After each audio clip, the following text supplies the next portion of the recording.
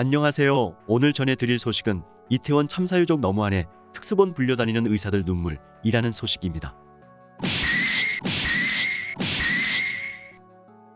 정부 이태원 유족협의회 설립 지원 참사 발생 한 달 만. 핵심 관계자에 따르면 행정안전부 내 이태원 참사 유가족 협의회 설립 지원과 추모 사업 추진을 위한 전담 조직을 설치한다. 참사 발생 한 달 만이자 유족이 첫 기자회견을 가진 지 8일 만이다. 이상민 행정안전부 장관은 30일 오전 정부 서울청사에서 화물연대 집단운송거부 이태원 사고 코로나19 중앙재난대책안 전본부 회의를 주재하면서 이같이 밝혔다. 세계 중대본이 동시 개최되는 것은 사상 처음 있는 일이다. 이날 회의에서는 이태원 사고 관련해 유족과 부상자 지원 사항을 점검했다. 이태원 참사 유족 지원 전담 조직 운영, 이태원 일대 소상공인 지원 방안, 원스톱 통합지원센터 지원 현황도 논의했다. 유족 지원 전담 조직의 명칭은 이태원 참사 행안부 지원단이다.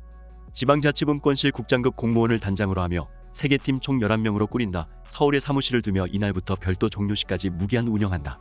지난 10일 총리실 산하로 설치돼 개별 유족들의 민원 처리와 장례비 구호금 지급을 전담하는 원스톱 통합지원센터와 달리 유족협의회 설립 지원과 추모 사업 추진 등의 업무를 맡는다. 그간 원스톱 통합지원센터를 통해 접수된 329건의 민원은 모두 처리 완료했다. 이상민 장관은 이제부터 정부는 유족들에 대한 위로와 지원에 소홀함이 없도록 더욱 세심히 살피고자 한다며 유족협의회 설립 지원과 추모 사업 등을 위한 전담팀을 행안부에 설치하고 유족협의회의 요청사항에 대해서는 관계부처와 협력해 신속히 처리해 나가겠다고 말했다. 김성호 행안부 재난안전관리본부장은 서면 브리핑문을 통해 행안부 지원단에서 유족들과 수시로 소통하겠다며 소통공간, 추모공간 설치 등 각종 요청사항을 관계부처와 협력해 세심하게 지원하고 신속하게 조치하겠다고 재차 밝혔다. 앞서 이태원 참사 유족들은 지난 22일 민주사회를 위한 변호사 모임과 첫 기자회견을 연 뒤 따로 만난 자리에서 협의체를 꾸리는 방안을 처음 논의했으며 28일 성명을 통해 협의회 구성에 나서겠다고 밝힌 바 있다.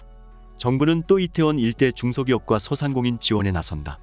김성호 본부장은 이태원 1, 2동 내매장형 업체를 운영 중인 중소기업과 소상공인의 어려움을 줄여나가겠다며 서울시에서는 12월 14일까지 신청자를 대상으로 심사를 거쳐 이태원 상권 회복 자금을 활용해 저리융자를 지원하겠다고 전했다. 한편 지난달 30일부터 유족과 부상자, 현장 공무원, 일반 국민 등을 대상으로 시행된 심리상담은 누적 4,237건이다. 비대면 상담 3,217건, 대면 상담 1,020건이다. 심리지원 안내 문자 발송과 심리안정 물품 제공 등 정보 제공은 4,329건 이루어졌다. 이들의 불행을 이용하고자 하는 시커먼 그들의 속마음이 너무 싫다. 제발 무릎 꿇은 유족 국민의힘 간담회 모두 불참. 왜? 윤석열 대통령 사저 집들이에는 참석하시고 왜 우리는 외면하십니까? 이태원 참사로 숨진 고 이지한 씨의 아버지 이종철 씨는 국회에서 이같이 호소했다. 1일 국회 이태원 참사 국정조사특별위원회 회의실에서 특위위원들과 유가족들 간의 간담회가 열렸다. 국민의힘 위원들은 한 명도 참석하지 않았다. 더불어민주당, 정의당, 기본소득당 등 야 3당 국조특위위원들하고만 진행됐다. 이 자리는 참사 희생자 67명의 유가족들이 모인 유가족협의회 준비 모임의 요청에 의해 마련됐다. 이종철 씨는 자리에서 일어나 무릎을 꿇으며 정진석 국민의힘 비대위원장님, 주호영 원내대표님, 진실을 밝혀달라며 이렇게 사정한다, 제발 부탁드린다고 울부짖었다. 이종철 씨가 울며 말하는 동안 유가족들은 서로의 손을 꼭 쥐었고 일부는 함께 흐느꼈다. 그는 대통령과 유족과의 면담에 대해서도 목소리를 높였다. 그는 대통령실에 면담을 요청했는데 한 달 가까이 연락이 없다고 말했다. 그러면서 대통령실에서 접수했다는 문자를 받았는데 가타부타 연락이 없다며 왜 우리한테 이런 시련을 주시냐고 했다. 이종철 씨는 이상민 장관 파면을 요구하는 게 정쟁의 소지가 있느냐, 이게 나라냐고 울부짖었다.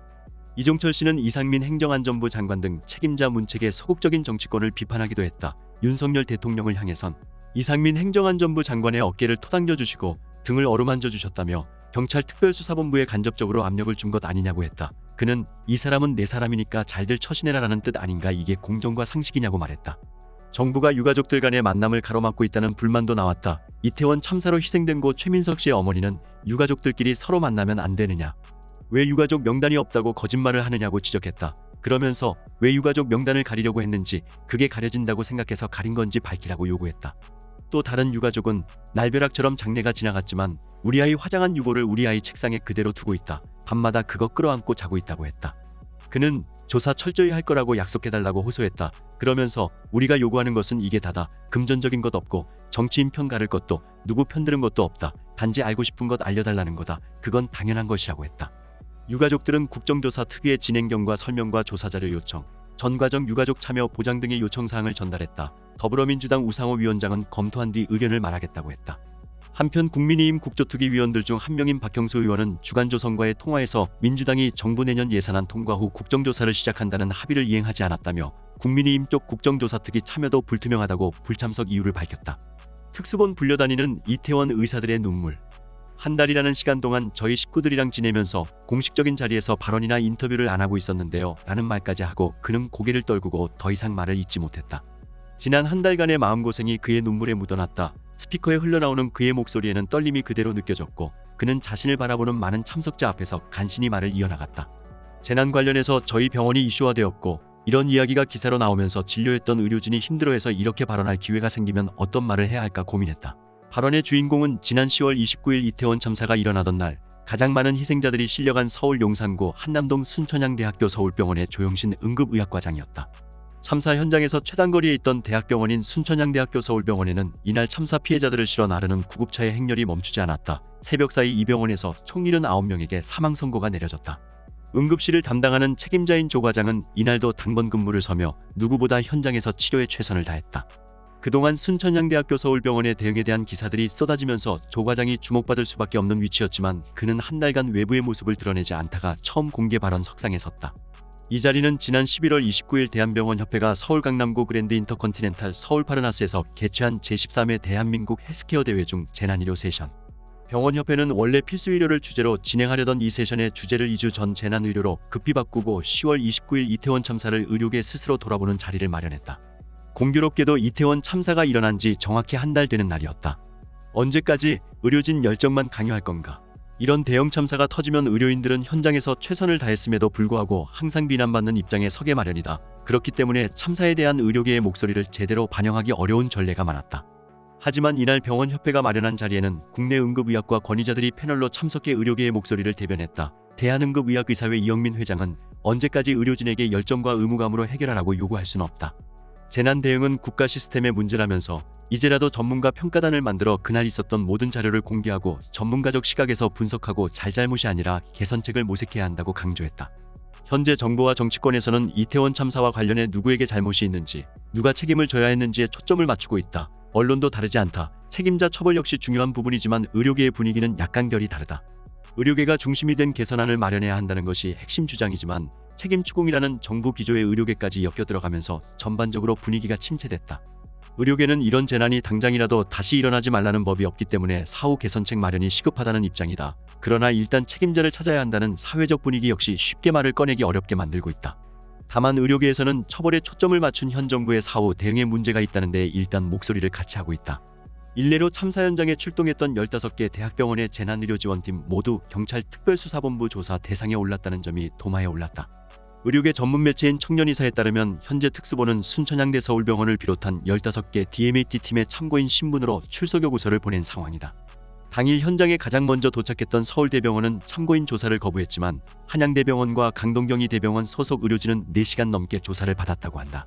청년의사에 따르면 중앙응급의료센터, 중앙응급의료상황실도 7시간 넘는 조사를 받은 것으로 알려졌다. 이들에 대한 국정조사 가능성도 거론되고 있다. 이에 대해 이 회장은 참고인 조사를 받을 수는 있지만 저는 적절하지 않다고 생각한다고 말했다. 그는 재난사고가 일어나고 나서 사후평가를 하는 것은 매우 중요하고 그날 있었던 모든 일들을 테이블 위에다 적나라하게 올려놓고 하나하나 뒤집어봐서 어떻게 개선해 나갈까를 고민해야 하는데 이건 전문가의 영역이지 경찰 조사를 받을 일은 아니다라며 지금 상황에서 그날 출동했던 의료팀들을 데려다 놓고 이 시간에 뭐 했냐, 누가 뭐라고 말했냐라고 조사하는 것은 적절하지 않다고 말했다. 이 회장은 사후 개선책 마련과 관련해서도 현재 한국 재난 대응은 민간에 의지할 수밖에 없는 상황이다. 그런데 정작 민간 이야기는 듣지 않는다. 민간의 재난 대응을 위탁하고 민간이 재난 상황에 지원하는 시스템을 만들고자 한다면 민간 전문가의 말에 귀 기울여야 한다. 지금까지는 전문가들이 재난의료 대응법을 기획할 여지가 너무 부족했다고 지적했다. 순천향대 서울병원의 조영신 과장 역시 그날 당직했던 의료진이 굉장히 힘들었지만 최선을 다했는데 그 다음 개선책을 위한 준비 작업이 있다기보다는 누구를 조사했다는 얘기가 들린다며 최선을 다하고 있는데 이게 잘못했다 잘했다 같은 결과론적인 걸로 평가를 받거나 하지 않고 그 다음 단계를 대비할 수 있는 계기가 되면 좋겠다고 말했다. 재난의료 시스템 개선이 먼저.